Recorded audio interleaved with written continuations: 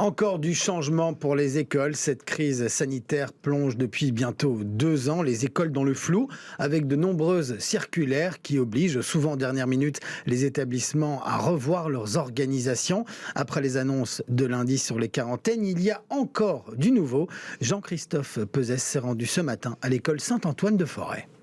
Les circulaires, elles s'accumulent sur le bureau de Pierre Lorenz, directeur de l'école Saint-Antoine à Forêt, émanant de divers niveaux de pouvoir, pas simple à comprendre et parfois contradictoires. Donc j'avais une collègue qui avait compté au mois de septembre-octobre, elle était à 84 circulaires avec le mot Covid, donc ça c'était au mois d'octobre. Donc depuis lors on en a quand même, on va dire une moyenne de 3 à 4 par mois, donc dès qu'il y a un code éco on en reçoit une de le ministère et puis souvent une de l'ONE, donc voilà. La dernière en date émane de l'ONE, l'Office de la naissance et de l'enfance. Elle détaille une nouvelle fois les mesures de quarantaine à appliquer et précise celles en cas de contact au sein d'un foyer quand un adulte est contaminé.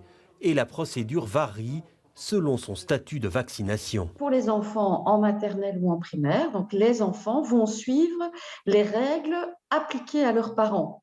Et si j'ai 2 parents à la maison et qu'un des 2 est vacciné et l'autre pas, eh bien, l'enfant va suivre les règles appliquées aux parents le moins vaccinés.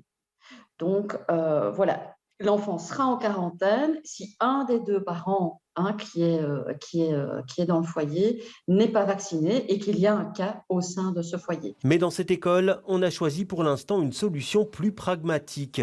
Le traitement est le même pour tous. On demande que l'enfant reste en quarantaine le temps de la durée de la quarantaine ou du congé maladie du parent ou du grand frère ou de la grande sœur ou petit frère, petite sœur.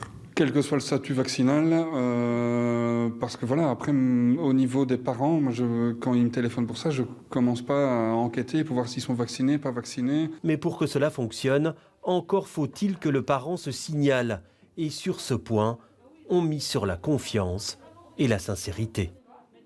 Oui, on fait confiance aux parents. C'est effectivement ce que confirme Anne-Claire Henry de l'ONE que vous avez entendu à l'instant. Je pense que chacun, et les parents y compris, ont suffisamment le sens des responsabilités. Par contre, ce qui peut arriver, c'est vrai que les mesures ne sont pas simples, comprendre ce que je dois faire dans le foyer, et donc il pourrait y avoir parfois des mauvaises compréhensions, et d'où l'importance de bien pouvoir informer le public et les parents sur ce qu'ils doivent faire. Mais de fait, personne n'a à contrôler, ni les directions d'école, ni les équipes PSE, si un enfant a bien le droit d'être en classe ou pas. Donc ça, c'est la responsabilité. Les seuls qui peuvent contrôler, ce sont les services d'inspection d'hygiène, et bien sûr, ils ne vont pas être derrière chaque parent. Donc oui, on se base sur la confiance des parents, mais c'est le cas, on se base sur la confiance de la population générale.